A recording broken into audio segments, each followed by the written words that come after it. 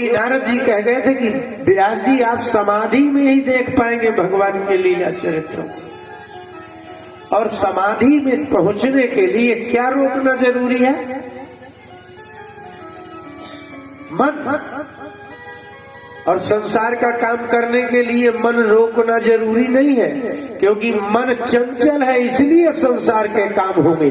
अगर मन रुक गया तो संसार का काम हो ही नहीं सकता। इसलिए संसार ऐसा है।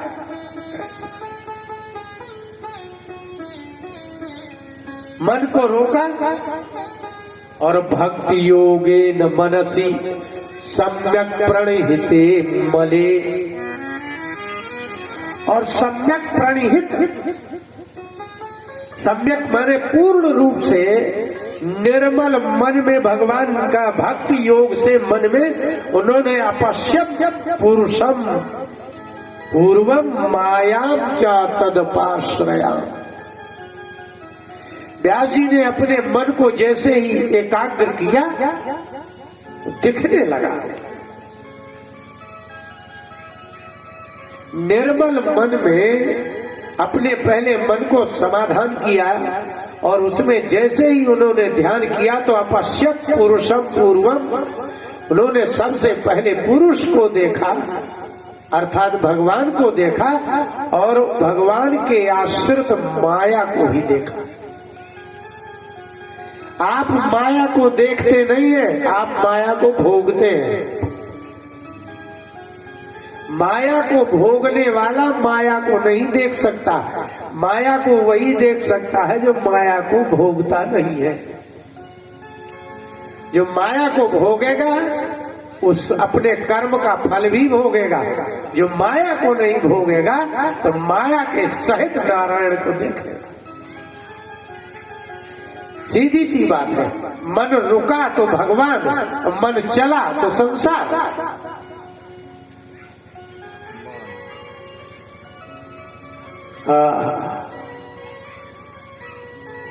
और यया सम्मोहिता जीव आत्मानं त्रिगुणात्मकम। ऐसी माया को देखा कि जिस माया से सारे जीव मोहित। इसमें कुल 3 चीजें हैं बस, खाना पीना सोना एक, उसका नाम है तमोगुण। और अधिक से अधिक धनवान होना, बलवान होना, अहंकार करना है, उसका नाम है रजोगुण। और तमोगुण और रजोगुण आलस्य प्रमाद और अहंकार से थोड़ी कम सत्वगुण। आलस्य ना हो, प्रमाद ना हो, अहंकार ना हो, संसार में अधिक प्रवृत्ति ना हो, इससे छूटने की इच्छा कामना बनी रहे, उसका नाम है सत्वगुण। तो कुल 3 ही प्रकार के ही मनुष्य संसार में मिलते हैं। एक तो ऐसे जो सोते ही रहते हैं, कुछ करते ही नहीं, वो तमोगुणी है। और जो कुछ करते हैं, पैसा रुपया मकान बाल बच्चे, ये रजोगुणी है। और इनके अतिरिक्त करते हुए भी भगवान का और महात्माओं का सेवन करने वाला, शास्त्रों की आज्ञा का पालने वाला, वो सत्वगुणी है। लेकिन ये तीनों प्रकार के जीव माया में ही कहे जाते हैं। इसलिए सात्विक प्रवृत्ति का व्यक्ति भी माया मोहित है। और ये चीज व्यास जी ने ये भी देखा। माया देखना बहुत कठिन है। आपको ये दिख रही है कि नहीं? दिख रहा है ना? यही है। लेकिन आप इसको भोगे बिना मानते नहीं है। आप भोगेंगे तो फिर भोगेंगे। मोह तो भोग में है, यदि भोग की निवृत्ति होगी तो मोह नहीं होगा। जिस चीज को हम भोगते नहीं हैं उस चीज से मतलब ही नहीं रखते हैं।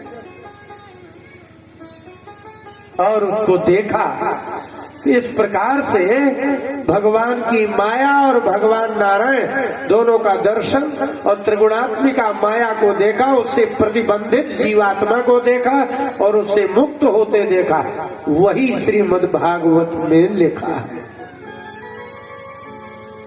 फिर श्रीमद् भागवत बनाने के बाद व्यास जी ने किसको सबसे पहले पढ़ाया? शुकमध्यापयामास निवृत्ति निरतम मुनि।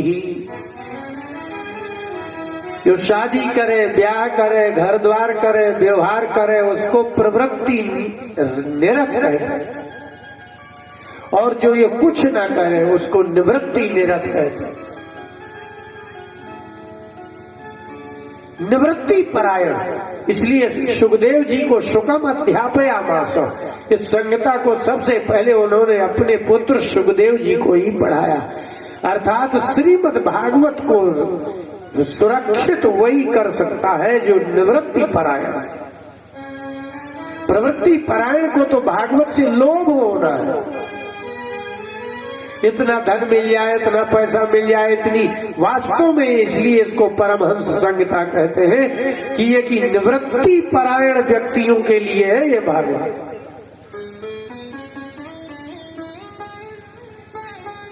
यदि आपको संसार को त्यागना ही है और समझना ही है तो आप भागवत का एक एक अक्षर पियो, समझो और जानो। ये प्रवृत्ति नहीं कराती, निवृत्ति करा देगी। भागवत में इसलिए मृत्यु का ही वर्णन है, इसका प्रारंभ ही मृत्यु से ही हुआ है और वर्णन ही मृत्यु का ही है। इसलिए यहाँ जीवन के नहीं, यहाँ जीवन सुधारने की बात भी है, लेकिन मृत्यु सुधारने की भी बात है। वास्तव में महात्माओं ने श्रीमद् भागवत को पढ़ा होता तो आज हमारा समाज कुछ और होता। जो पढ़े पढ़ाए पढ़े लिखे अगर विद्वान लोगों से भागवत कराई होती समाज ने तो शायद समाज कुछ और होता। लेकिन अब जो श्रीमद् भागवत कराई जा रही है वो उसकी कारण जो है समाज कुछ और हो गया। इसलिए निवृत्ति ना होकर के प्रवृत्ति हो गई और फिर प्रवृत्ति से आगे जाके कुप्रवृत्ति हो गई। इसलिए उन्हें व्यास जी ने बनाया और बना के सबसे पहले सुखदेव जी को पढ़ाया।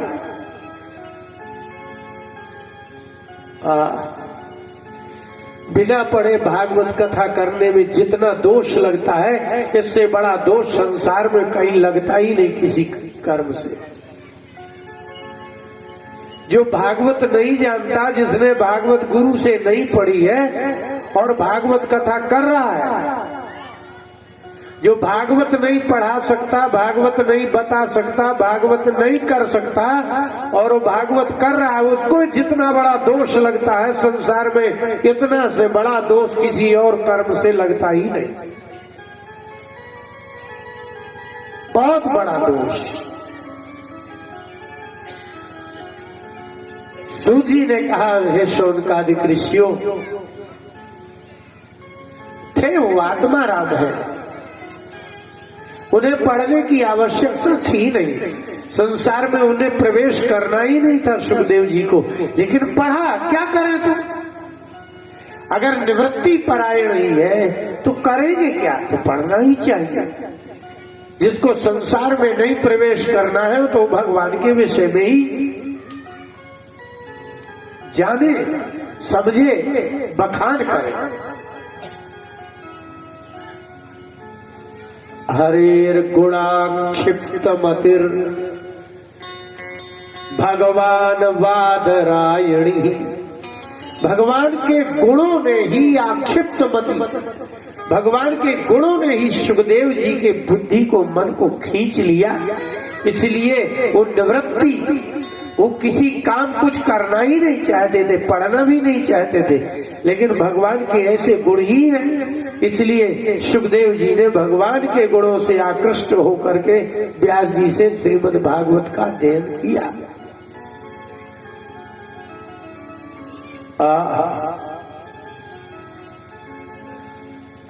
लेकिन अब हम सूत जी बोले हम आपको वो कथा सुनाएंगे जो भागवत में मुझे सुखदेव जी ने सुनाई। आपको कहां सुनने को मिली? बोले जब राजा परीक्षित को कथा सुना रहे थे सुखदेव जी, तब मैं वहां निविष्टा। सूत जी बोले मैं वहीं बैठा था। तो तद अनुग्रहात सुखदेव जी मेरी ओर देख देख करके राजा परीक्षित को कथा सुना रहे थे। उनकी कृपा से मुझे भागवत प्राप्त हुई। अब मैं तुम्हें सुना दूं।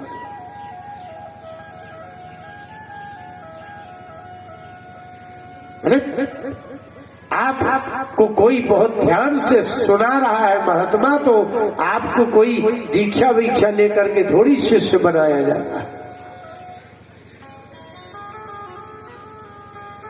इसलिए सूत जी ने कहा कि मैं तो उसी दिन बैठा जब राजा परीक्षित को कथा सुना रहे थे। और सूत जी कौन है वो तो छोड़ो, लेकिन राजा परीक्षित की कथा में भृगु ऋषि, वशिष्ठ ऋषि, दत्तात्रेय भगवान, परशुराम, विश्वामित्र आदि सब बैठे थे। वहां सूत जी बैठे थे जहां सुखदेव जी की ये कथा हो रही थी।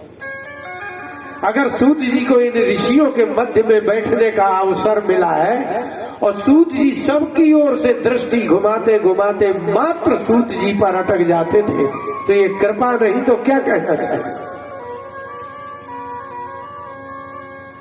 सुखदेव जी बैठे राजा परीक्षित को कथा सुनाते हैं। पहले देखते हैं परीक्षित की ओर, फिर घुमा दी दृष्टि, फिर वशिष्ठ देखे, विश्वामित्र देखे, पराशर देखे, व्यास देखे, धौम ऋषि देखे, गौतम देखे, अत्रिज देखे, पिपलाद ऋषि देखे। फिर सब ऋषियों की ओर देखने के बाद सूत जी की मेरा सूत जी कहते निविष्टा तदनुग्रहात्। उनकी ये सबसे बड़ी कृपा है कि सब ऋषियों की ओर देखने के बाद मेरे ऊपर दृष्टि करते थे। यही उनकी कृपा थी। इसको कहते हैं अनुग्रह दृष्टि। इसलिए जिस व्यास जी ने सुखदेव जी को अध्यापया मास बैठ करके एक एक श्लोक पढ़ाया था, उन्हीं सुखदेव जी ने मुझे भागवत सिर्फ देख करके देखी।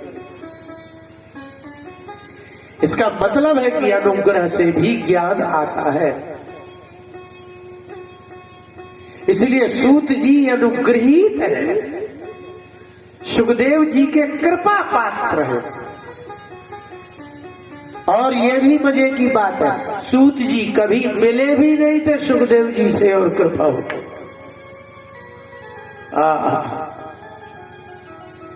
इसलिए हम आपको जहां से भगवान कृष्ण की कथा प्रारंभ होती है, कथा का उदय होता है। इसलिए राजा परीक्षित का जन्म और संस्थान च पांडुपुत्राणाम वक्ष्ये कृष्ण कथोदयम। अच्छा बताइए, राम कथा का उदय कहां से होता है?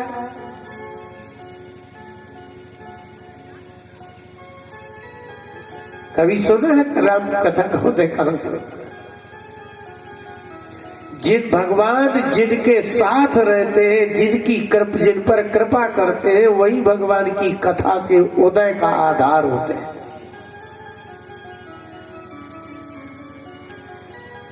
राम कथा का उदय ऋषियों मुनियों के आर्तनाद से होता है, जो रावण के दुख से दुखी होकर के भगवान को पुकारा और गौ बनकर के पृथ्वी गई। तो भगवान राम की कथा का उदय गौ बनी हुई पृथ्वी के आर्तनाद से होता है। और भगवान श्री कृष्ण की कथा का उदय पांडवों के धर्म से प्रारंभ होता है, क्योंकि वो पांडवों के साथ रहे। तो जो पांडवों के साथ रहे, तो अब पांडवों की कथा करो तो कृष्ण कहां जाएंगे?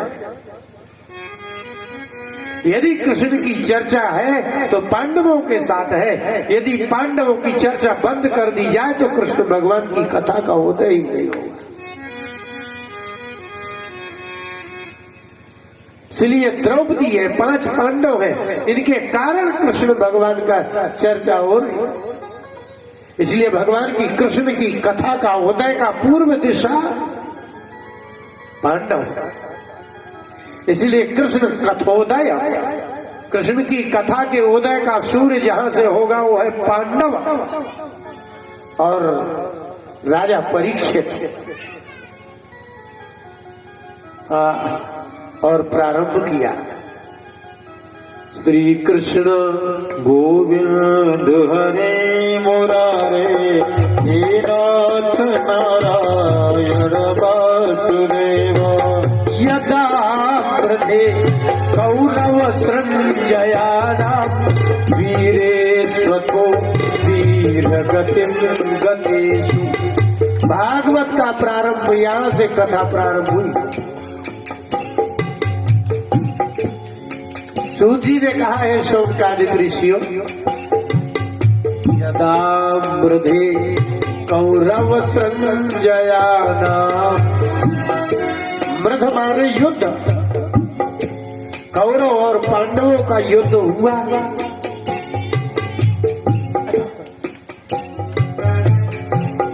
क्या हुआ? वीरे सथो वीर गतिम गतेषु, सारे वीर वीर गति को प्राप्त हो चुके थे। धृतराष्ट्र के 99 पुत्र वीर गति को प्राप्त हो गए। वीर गति का मतलब है मृत्यु प्राप्त हो गई। प्रकोदरा विद्धगता विमर्शो भग्नोरुदंडे धृतराष्ट्र पुत्रे, श्री कृष्ण गोविंद हरे मुरारे हे नाथ नारायण वासुदेव, हे नाथ नारायण वासुदेव, हे नाथ नारायण वासुदेव, श्री कृष्ण गोविंद हरे मुरारे हे नाथ नारायण वासुदेव,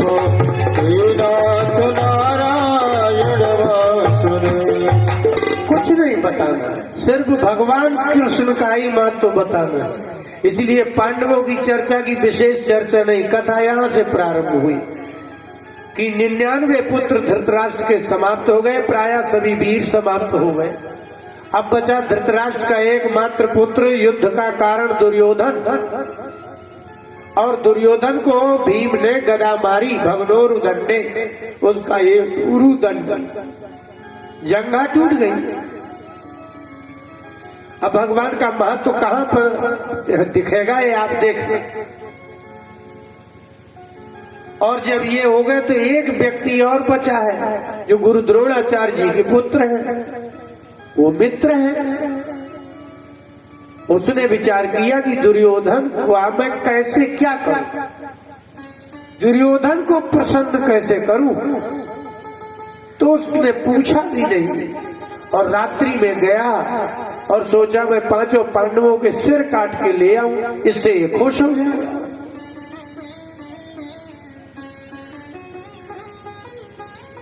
युद्ध में विवेक थोड़ी होता है, शत्रु को मारना है बस इतना ही रहता है और कुछ ध्यान ही नहीं रहता।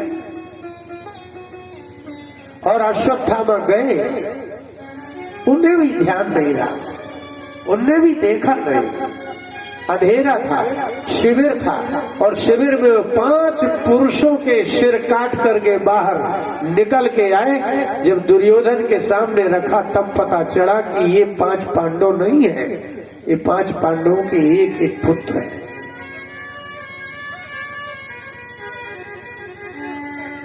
और बहुत दुखी हुआ।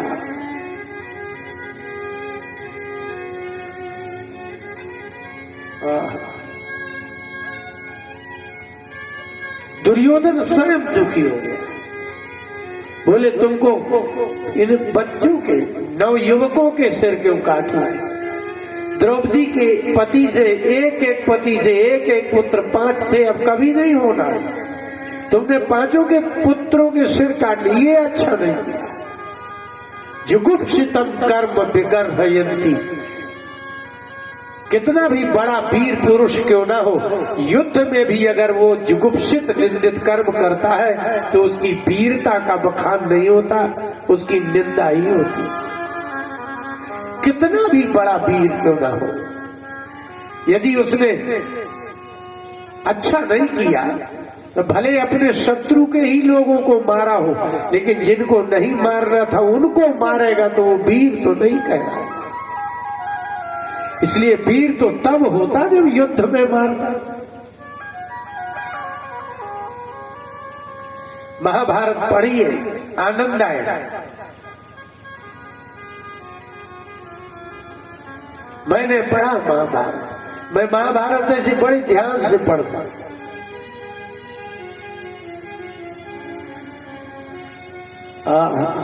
जब विराट पर्व में वर्णन है कि गायों को छुड़ाने के लिए, द्रोण पर्व में भी पढ़िए।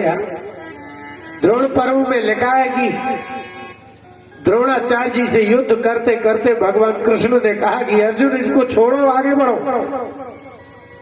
और अर्जुन पीठ नहीं दिखा सकता, तो भगवान कृष्ण ने कहा अर्जुन छोड़ो।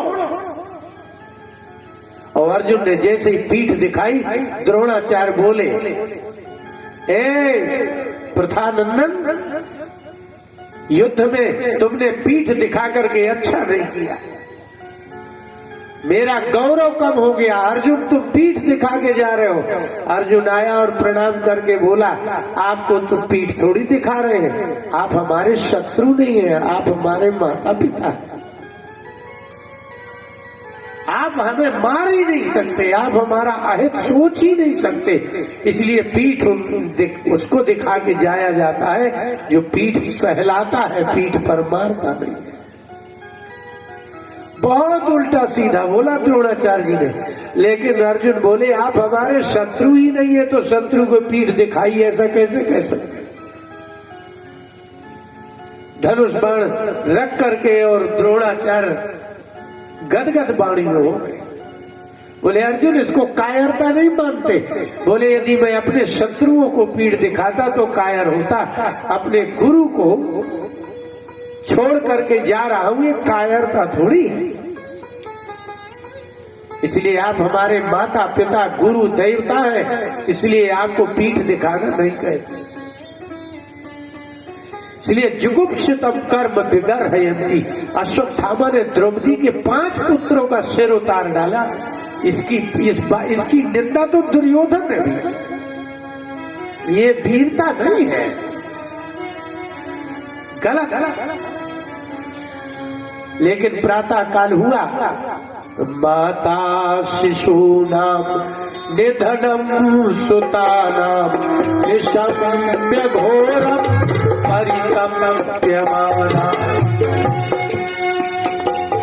प्रातः काल हुआ और जब माता शिशूनाम निधनम सुतानाम, द्रौपदी ने अपने 5 के 5 पुत्र के धड़ देखे।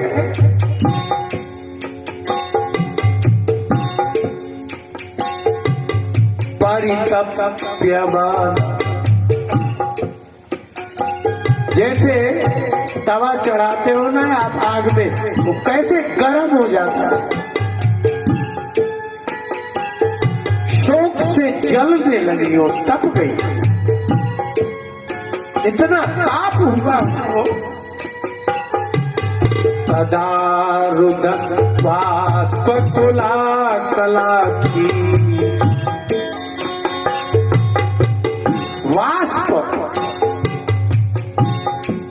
आंसू, आप लोग भाप कहते हो ना, नीचे से आग जलती है तो ऊपर पानी उड़ता है, उसको वाष्प कहते हैं।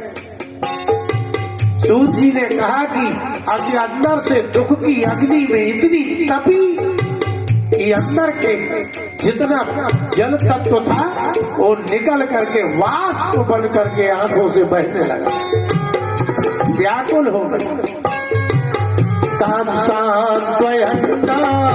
किरीटमाली श्री कृष्ण गोविंद हरे मुरारे।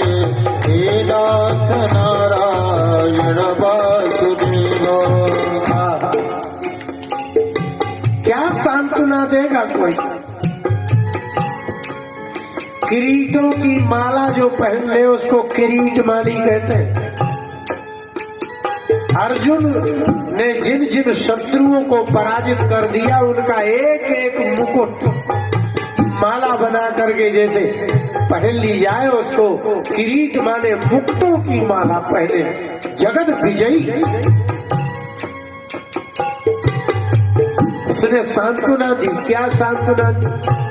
उनने कहा कि आप चिंता नहीं करो, जिसने तुम्हारे पुत्रों को मारा उसको मैं मार दूंगा। यद ब्रह्म बंधो शिरयातताइना, जिस ब्रह्म बंधु ने, अर्थात ऐसा ब्राह्मण जो ब्राह्मणों का बंधु मात्र है लेकिन ब्राह्मण जैसा कर्म नहीं है। इसलिए कोई कहता है ब्रह्म बंधु तो समझ लीजिए वो अच्छा ब्राह्मण नहीं है। लेकिन हमारे भारत में तो जितने खराब शब्द है वो सब कहे जाते हैं, जैसे विकलांग को दिव्यांग।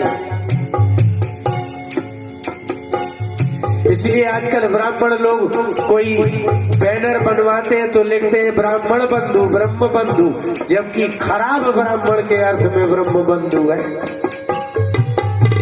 आप ताई ब्राह्मणों का बंधु कहलाने वाला, ब्राह्मणों के वंश में जन्मा, मैं जा रहा हूं उसका सिर काट के मैं भी ले आऊंगा। और अर्जुन भगवान कृष्ण को लेकर के चल पड़े, और जब पीछे पड़े वहां से अश्वत्थामा ने ब्रह्मास्त्र छोड़ा। भगवान ने ब्रह्मास्त्र को के तेज को अर्जुन से शांत करवाया और पकड़ लिया।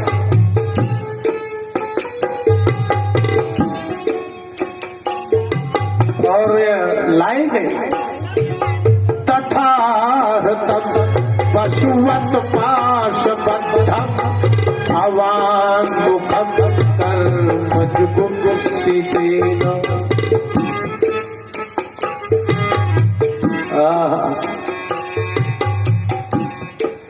कैसा बांधा है? आप पशु को कैसे बांधते हैं? अर्जुन ने रथ में बैठाल करके लाए हुए अश्वत्थामा को रस्सियों से बंधे हुए पशु के समान घसीट के और द्रौपदी के सामने खड़ा किया। लेकिन जिस अश्वत्थामा, जिस द्रोणाचार्य को द्रौपदी प्रणाम करती थी, जब द्रौपदी के सामने गए अश्वत्थामा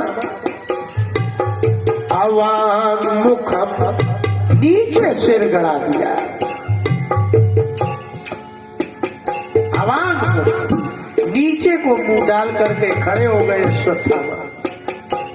नीचा मुंह क्यों हो गया? कर्म जुगुप्सितेन, बहुत बुरा कर्म किया है इसलिए नीचे को सिर हो गया।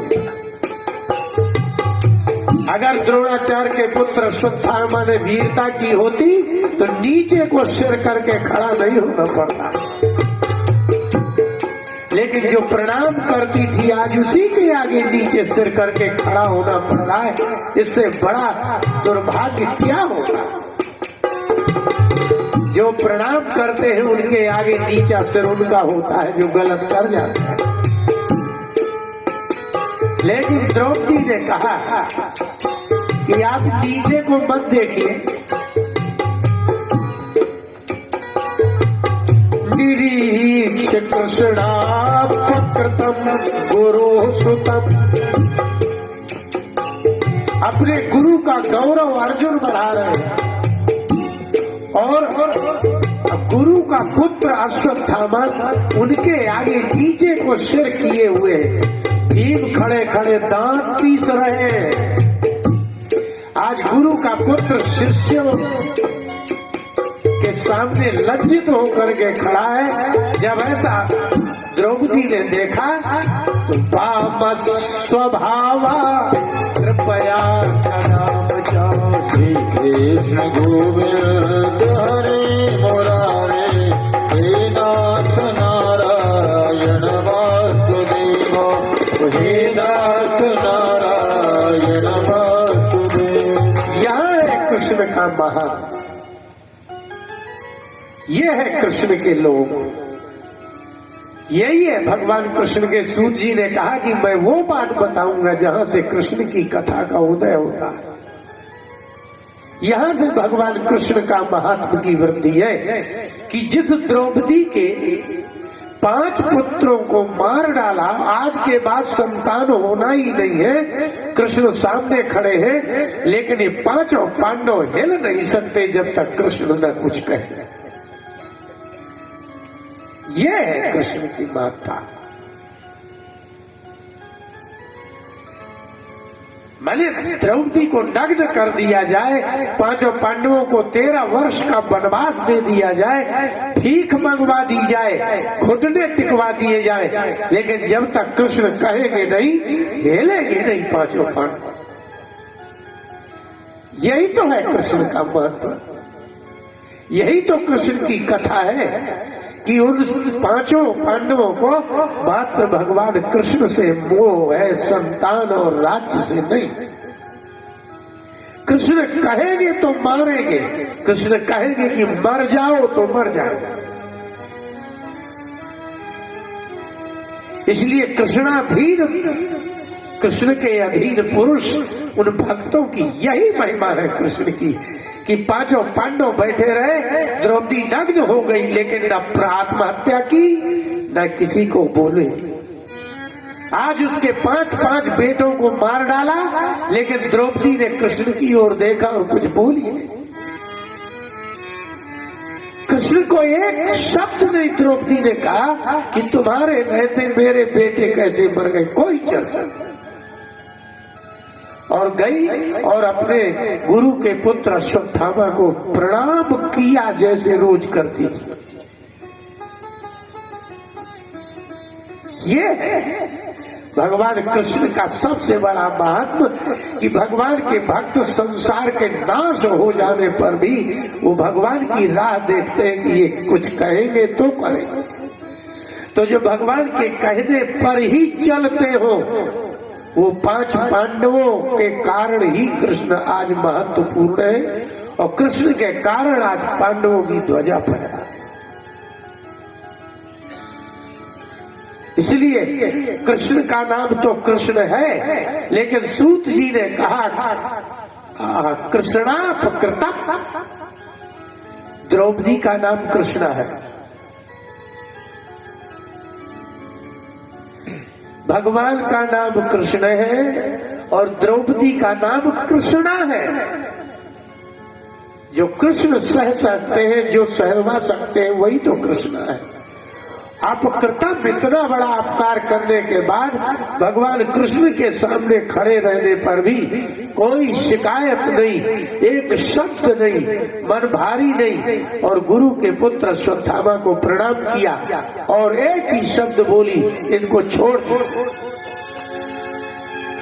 किसमें क्षमता है इस संसार में कि जिसके पुत्रों को मार डाले और कोई माता क्षमा कर दे, कह दे कि छोड़ दीजिए। जिनमें इतनी क्षमा होती है वही भगवान के लोग हैं। और चाहे ऐसा कहिए कि जो भगवान के लोग होते हैं वही इतनी बड़ी क्षमा कर सकते हैं और कोई कर ही नहीं सकता, कोई नहीं कर सकता क्षमा। द्रौपदी ने कहा छोड़ दीजिए। मुच्यता मुच्यता बेश ब्राह्मणो नितराम गुरु। अर्जुन से कहा ये आपसे प्रार्थना है, मुच्यता, इनको छोड़ दी, इनकी रस्सी खोलिए पहले।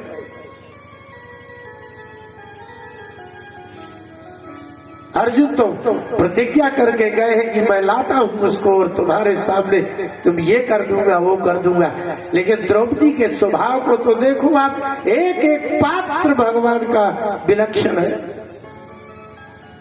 कहा छोड़ दीजिए। क्यों?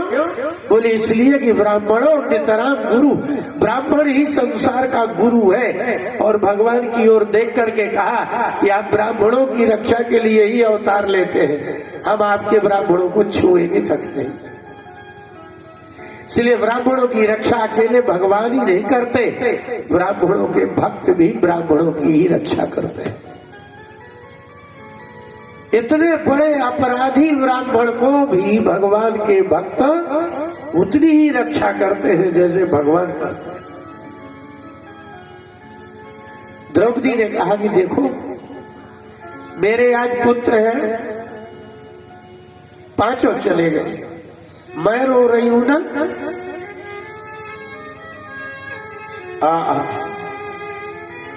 मां रोदी 10 जननी गौतमी पति देवता।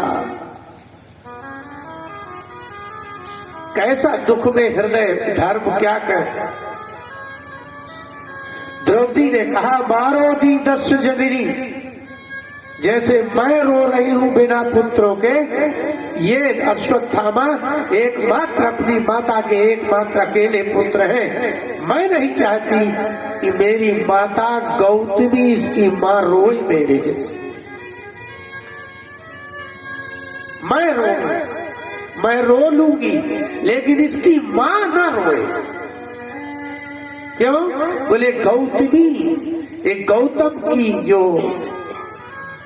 पुत्री है ना, उसके पति है द्रोणाचार्य और वह अपने पति को देवता मानती है। ये पतिव्रता का पुत्र है, किसी साधारण का नहीं। इसलिए मेरे पुत्र मर गए तो मर जाए, लेकिन कहीं ऐसा ना हो कि अश्वत्थामा को आप मार दो और अश्वत्थामा की मां फिर मुझे विधवा कर दे साफ दे करके। गौतमी पति देवता, अश्वत्थामा की मां पति को देवता समझने वाली पतिव्रता स्त्री है। यदि उनने शाप दे दिया ना तो मेरे 5 के 5 पति भस्म हो जाएंगे। इसलिए मैं बिना पुत्र के तो मेरे जीवन हो सकता है, लेकिन मैं बिना पतियों के नहीं जीना चाहती। बिना पति के स्त्री का जीवन नहीं है, जबकि बिना पुत्र के तो जिया जा सकता। इसलिए स्त्री का धन पति है, संतान नहीं। इसलिए संतानों को मारने वाले अश्वत्थामा की मां पतिव्रता है और वह ना रोए, हमने रो लिया। और जिन राजाओं ने ब्राह्मणों का नाश किया है, वो राजाओं का वंश में कोई बचा नहीं है। यही कोपितम ब्रह्म कुलम राजन्ययी रजितात्म भी। और कुछ अजितात्मा अज्ञानी क्षत्रिय हुए हैं जिन्होंने ब्राह्मण के वंश को बिगाड़ा है, नाश किया। तत्कुलम प्रदहत्यासु, उनके कुल के कुल नष्ट हो गए। इसलिए अश्वत्थामा गुरु पुत्र है, इनको छोड़ दीजिए। इनकी मां का शाप से मैं 5 पतियों को रहित नहीं होना चाहती। इसलिए हम वंश नाश तो देख सकते हैं, लेकिन अपना भाग्य नाश नहीं देखना चाहिए।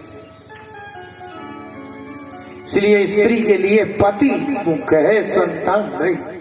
इतनी बड़ी क्षमा वही कृष्ण खड़े चुप। इसी को कहते हैं, भगवान कहते ही उसे है कि नियंत्रण ना करना पड़े और भक्त वो करे जो भगवान चाहते।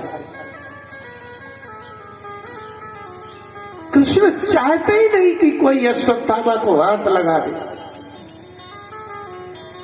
द्रौपदी ने पहले ही कह दिया कोई नहीं बोलेगा, छोड़ दीजिए, ये मार ही डाले। अच्छा किया, बढ़िया किया, छोड़िए।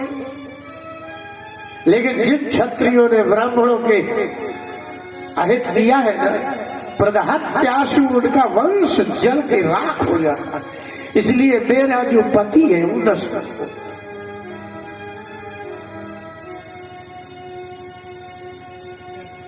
सानुबद्धम सुचार्पितम, परिवार का परिवार शोक में समर्पित न हो जाए, इसलिए छोड़ दो। भीम ने कहा नहीं छोड़ना चाहिए,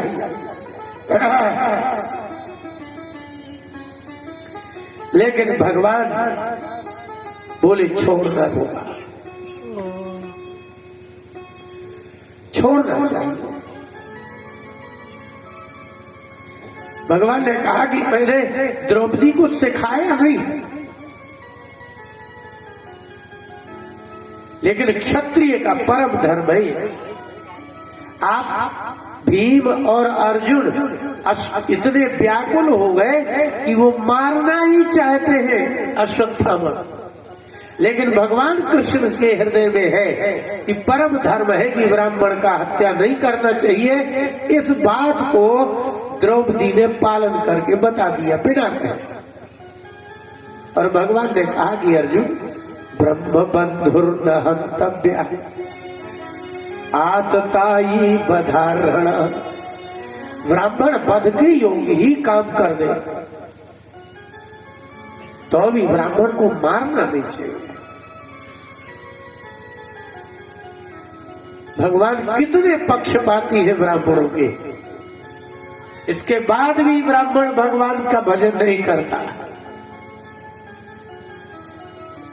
इसके बाद भी भगवान के साथ भी ब्राह्मण धोखा कर जाते हैं। भगवान कहते हैं कि आतताई हो, किसी के घर में आग लगा दी हो, जहर दे दिया हो, आदमी मार डाला हो, इसके बाद भी ब्राह्मण मारना नहीं चाहिए।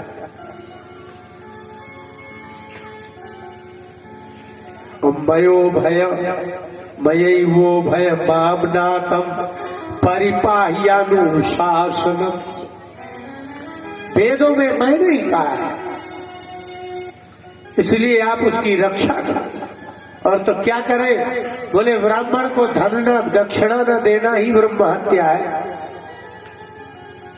ब्राह्मण का बाल बनवा के घुटवा के घर से निकाल दीजिए, यही ब्राह्मण की हत्या है। ब्राह्मण को जो देना है आपको सीधा पानी दक्षिणा, वो मत दीजिए तो आपको ब्रह्म हत्या लग गई, क्योंकि ब्राह्मण दुकानदारी नहीं करता, वो तो समाज के ही अन्न से पलते हैं ना ब्राह्मण। अब समाज देना बंद कर देगा तो अपने आप समाप्त हो जाएंगे। इसलिए हम कहा करते हैं, यदि ब्राह्मण राजनीति में न जाए और धंधे में न जाए तो धरती में चलता फिरता देवता है ब्राह्मण। फिर किसी मूर्ति की पूजा करने की, मंदिर में जाने की जरूरत नहीं है, क्योंकि ब्राह्मण प्रिय है ना भगवान। ब्राह्मण यदि राजनीति में न जाए और दुकानदारी न करे, किसी का दास न हो, तो उससे अच्छा कोई ब्राह्मण मनुष्य होता ही नहीं संसार में। क्योंकि ब्राह्मण को इसलिए भूसुर, महीसुर, भूदेव, महिदेव उसके साथ देवता लगा है, इसलिए ब्राह्मण मनुष्य नहीं देवता है। लेकिन बस बात इतनी है कि वो इस रास्ते में न जाए तो देवता है। भगवान ने कहा कि ठीक है, हम बता रहे हैं, इसकी मणि निकाल दीजिए, छोड़ दीजिए। मणि निकाली और त्याग दिया, बहुत बड़ा दंड। ब्राह्मण की मणि ज्ञान ही तो है, ब्राह्मण का ज्ञान निकल जाए, ब्राह्मण की क्षमा, दया, सत्य, संतोष, सहनशीलता ये निकल जाए, फिर ब्राह्मण भाई कहाँ, फिर तो वो नीच से नीच मनुष्य जैसा हो जाएगा। ब्राह्मण की मणि ज्ञान है, ब्राह्मण की मणि वेद है, ब्राह्मण की मणि वेद ज्ञान है, ब्राह्मण का परम धन मंत्र है।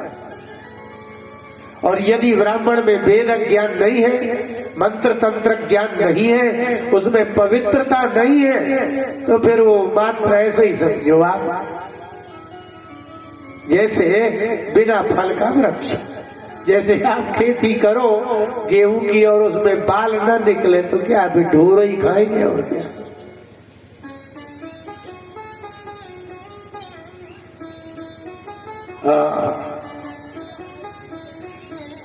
अर्जुन को आदेश दिया तो विमुच्य रसना बद्धम बाल हत्या हत प्रभम। सूत जी ने कहा बाल हत्या हत प्रभम, बालकों की हत्या के कारण उसकी प्रभा कांति नष्ट हो गई। बाल हत्या हता प्रभा यस्य, तब बाल हत्या हत प्रभम। बाल हत्या, द्रौपदी के बच्चों की हत्या करने के कारण अश्वत्थामा की ब्राह्मणत्व ही नष्ट हो गया। छोड़ दो, रस्सी खोल दी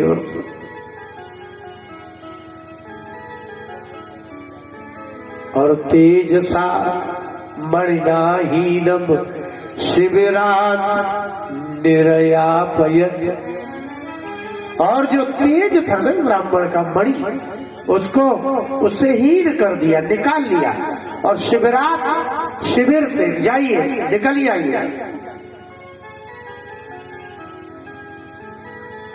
अपने बड़े से तू नहीं कहना चाहिए।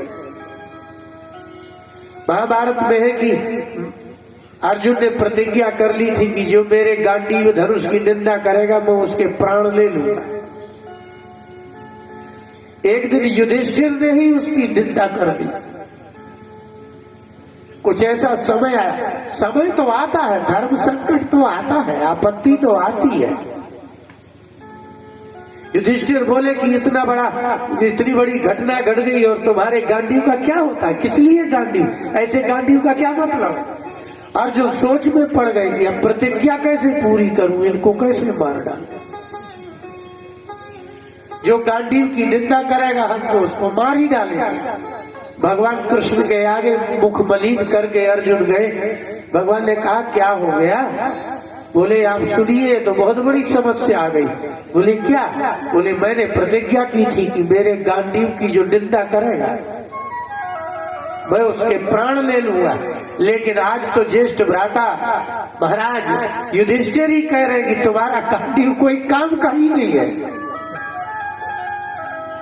और आज मेरे गांडीव की बड़ी निंदा की है। अब आप मतलब आप क्या करें, और यदि प्रतिज्ञा पूर्ण नहीं करते हैं तो क्षत्रिय कैसे।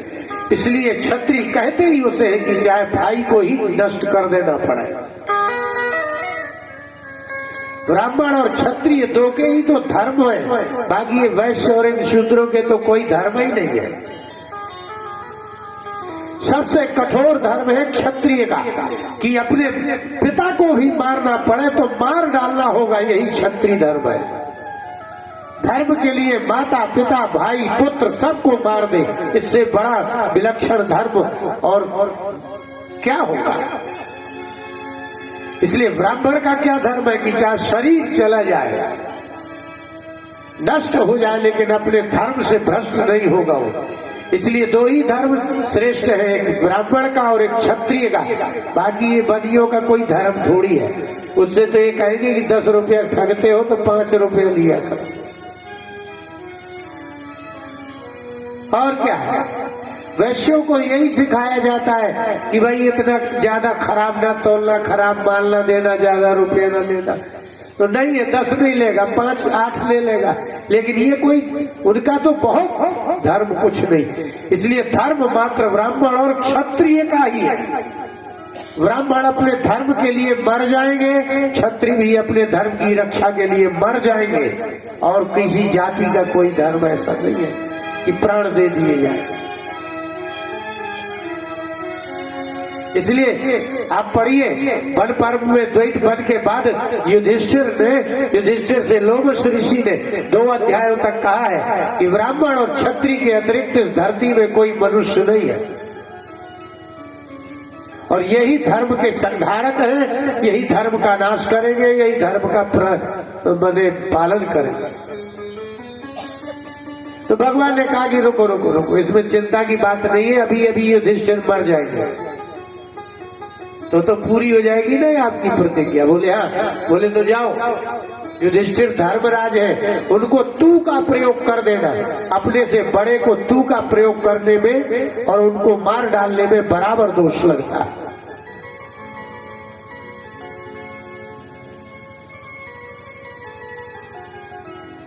आप अपने माता पिता को इसलिए कहा जाता है ना कि तू नहीं बोल सकते आप, तो युधिष्ठिर तो जानते हैं उनको दुख नहीं होगा, समझ जाएंगे। और भगवान ने जब कहा और अर्जुन गए, और अर्जुन ने सीधा युष्मत् शब्द का प्रयोग किया, जिसका अर्थ होता है तू। और कहा कि हे महाराज युधिष्ठिर, तू मेरे गांडीव की इतनी निंदा क्यों कर रहा है? इतना भर कहा था, युधिष्ठिर चुप हो गए, मरे के समान फल हो गए, प्रतिज्ञा पूर्ण हुई। इसलिए भाषा ही स्थानांत निर्यापणम, अपने स्थान से किसी को निकाल देने का नाम ही उसका वध कर देना। किसी को, अपने से बड़े को, माता पिता को तू बोल देना, पति को तू तड़ाक कर देना, समझ लीजिए आपको मार देने की जरूरत नहीं है, वो मर गया हो, अब जनता से कोई लेना देना नहीं है। इसलिए कहते हैं धर्म बहुत सूक्ष्म है। कठोपनिषद में लिखा है धर्मस्य तत्व निहितम गुहायाम, धर्म का तत्व मनुष्य की बुद्धि में नहीं, गुहायाम निहितम। जैसे गुफा में बंद मणि गुप्त रहती है ना, ऐसे धर्म का तत्व विद्वानों की बुद्धि में स्थित रहता है। विद्वान जानते हैं इसका धर्म का निर्णय कैसे किया जाता है। धर्म का निर्णय वो नहीं कर सकते जिनको धर्म शब्द का तक अर्थ पता नहीं। बस हो गया, इतना ही था। और अपने पांचों पुत्रों के धड़ों को लेकर के अंत्येष्टि क्रिया करने चले गए पांडव। अंत्येष्टि क्रिया कर ही रहे थे, लौट आए, और जैसे लौट रहे थे वैसे ही अभिमन्यु की पत्नी चिल्लाती हुई दौड़ती हुई आई और कृष्ण के चरणों में पड़ के बोली, पाई पाई जगन्नाथ, पाई पाई महायोगिन, देव देव जगतपते। भगवान कृष्ण के शरण में जाके बोली, हे देव देव, हे जगतपति, मेरी रक्षा करो, भले मैं नष्ट हो जाऊं लेकिन मेरा गर्भ नष्ट नहीं होना चाहिए। अश्वत्थामा ने दोबारा ब्रह्मास्त्र का त्याग किया और वो समाप्त हो गया गर्भ। भगवान को कहाँ जाना है? यही कृष्ण कथोदय है। कृष्ण की कथा का उदय ये है। यहाँ परीक्षित की कथा नहीं है और उत्तरा की कथा नहीं है। मरे हुए परीक्षित के उत्तरा के गर्भ में जाकर के भगवान ने चतुर्भुज रूप दर्शन किया और दे करके दर्शन चक्र सुदर्शन से अश्वत्थामा के अस्त्र का प्रभाव नष्ट करके और फिर से उस बालक को जीवित किया और उसको दर्शन दे के बाहर निकल आए, अंतर्धान हो गए। ये है कृष्ण की कथा। भागवत तो यहाँ है कि आप विश्वास करिए, आपका पूरा धन नष्ट हो जाए, परिवार नष्ट हो जाए, सब कुछ नष्ट हो जाने के बाद भी यदि आप चिल्ला पड़ेंगे तो भगवान बाहर से भीतर नहीं घुसेंगे, वो भीतर ही है, वहीं खड़े हो जाएंगे। इसलिए उत्तरा के गर्भ की रक्षा ये ज्ञात कराती है एक कथा कि भगवान को बुलाने के लिए भगवान बाहर से नहीं आते, वो तुम्हारे भीतर ही खड़े हो जाए। रक्षत्यसौ रक्षत यो ही गर्भे, जो गर्भ में रक्षा करता है वो बाहर भी रक्षा करता है।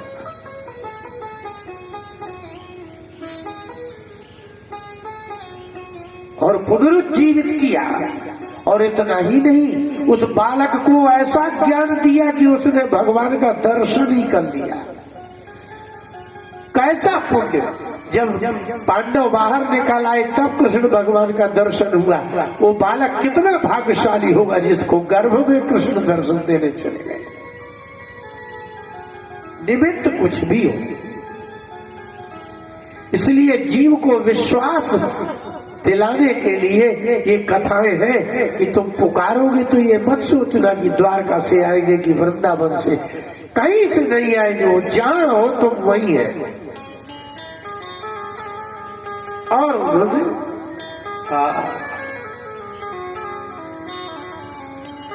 बचा लिया। अश्वत्थामा भी चले गए। अश्वत्थामा का अस्त्र भी निष्प्रभाव हो गया। अब कुंती ने हाथ जोड़े, अब क्या बचा है? कुछ बचा है? 5 नाती चले गए, आगे वंश नहीं है। लेकिन जिनको बचाना था उनको बचाया ही नहीं। पूरे महाभारत के युद्ध में कृष्ण भगवान ने सिर्फ परीक्षित बचाया, किसी को बचाया। कितनी अद्भुत बात। माने द्रौपदी के 5 पुत्र मर गए, उनकी रक्षा नहीं की, लेकिन अभिमन्यु के पुत्र की रक्षा की। एक व्यक्ति बचाया। इसलिए लिखा संतान बीजम कुरु पांडवानाम। भगवान बीज की रक्षा करते हैं। इसलिए भगवान ने धर्म का बीज और कौरव पांडवों का बीज कौन है? परीक्षित। भगवान ने बीज बचा लिया, सब मार दिए।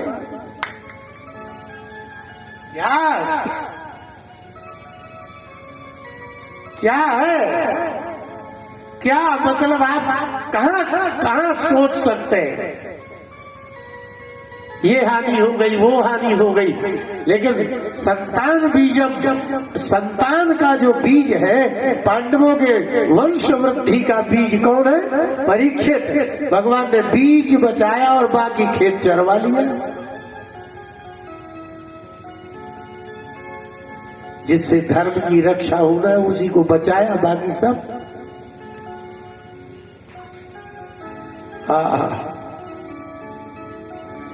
कुंती आई, हाथ जोड़ के खड़ी हो गई और बोली कृष्णाय वासुदेवाय देवकी नंदनाय च नंद गोप कुमाराय गोविंदाय नमो नमः।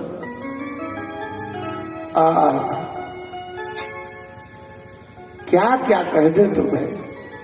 तुम ही देवकी नंदन हो।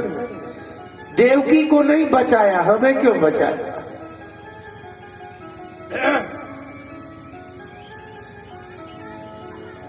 आप ही गोविंद हो, आप ही मुक्ति देने वाले हो, आप ही कृष्ण हो, आप ही वसुदेव नंदन हो और नंद गोप कुमार भी आप ही हो। श्री कृष्ण गोविंद हरे मुरारे हे नाथ नारायण वासुदेव। देव कुंती ने कहा कृष्ण मैं तुम्हें कुछ याद दिलाना चाहती हूँ। आज मुझे ये पता चला कि देवकी से ज्यादा आप हमें मानते हैं। बुआ है, कुंती बुआ है, देवकी माँ है, लेकिन कुंती ने कहा कि आपके चरित्रों से ऐसा लगता है कि आप अपनी माँ से ज्यादा मुझे मानते हो। कैसे?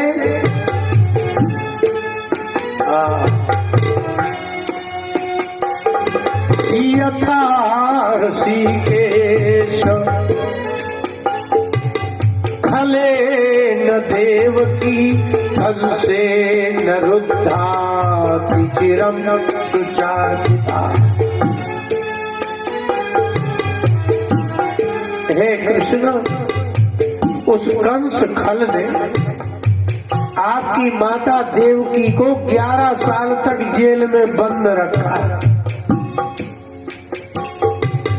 कंसे न रुद्धा, कंस ने बंद करके रखा। अति चिरम सुचार पिता, उसने 11 वर्ष तक तुम्हारा ये प्रतीक्षा की, तब तुम आए। लेकिन मैंने तो जब तुम्हें बुलाया तभी आए। ज्यादा महत्व किसका कहे? देवकी 11 वर्ष तक कंस खल के यहाँ बंद रही, तो आप 11 साल बाद आप छोड़ाने आए। लेकिन आप तो मुझे तभी आ गए आपत्ति में। मैंने बुलाया, अर्जुन बुलाए, युधिष्ठिर बुलाए, यहाँ तक कि मेरी पुत्र वधू द्रौपदी बुलाए, यहाँ तक कि मेरी नत बहू उत्तरा अभिमन्यु की पत्नी बुलाए। हमारे घर का कोई भी सदस्य कभी भी बुला दे, कहीं भी बुला दे, आप प्रकट हो जाते हैं। और देव की 11 साल बुलाती रही और आप गए नहीं। कितनी करुणा है आपकी हमारे परिवार के पीछे।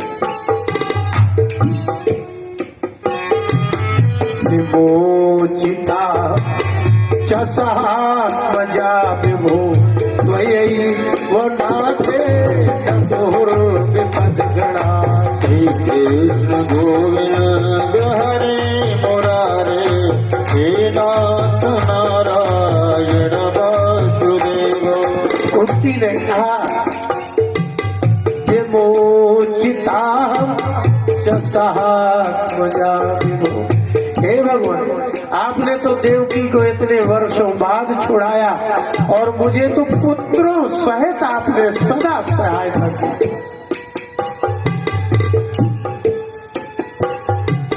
त्वयि वनाथे मुहुर विपद गणा। विपद गण जैसे एक शब्द है राक्षस गण। जब बहुत राक्षस होते हैं तब कहा जाता है राक्षस गण। देवता हो तो देवता गण। ऐसे ही कुंती ने कहा भगवान विपद गणा, आपने तो आपत्तियों के समूह से मुझे छुड़ाया और मुझे अकेले को नहीं, मेरे पुत्रों सहित, नाती सहित, नंद बहू सहित। कुंती ने कहा गिनाए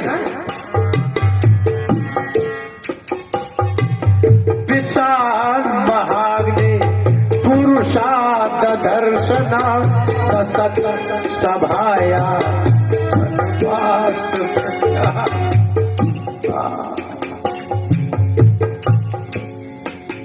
कुंती ने स्मरण करते हुए कहा कि हे माधव,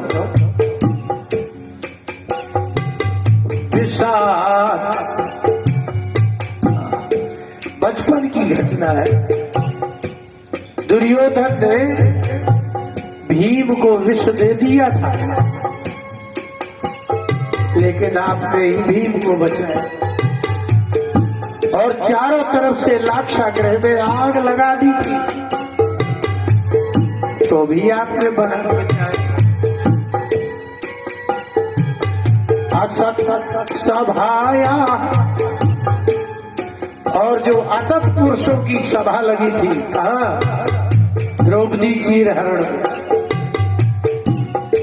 भीष्म द्रोण आदि बैठे थे, लेकिन वो सत सभा नहीं थी, असत सभा, दुष्टों की सभा से। और वनवास कृच्छ्रता, और 12, 13 वर्ष तक मेरे बालक वनवास में बने रहे, वहां आपने रक्षा की। मृधे कमारथास्त्र तो मृधे जिस जहां जब मेरे पुत्रों का युद्ध हुआ, वहां बड़े बड़े महाअस्त्रों से भी आपने ही रक्षा की।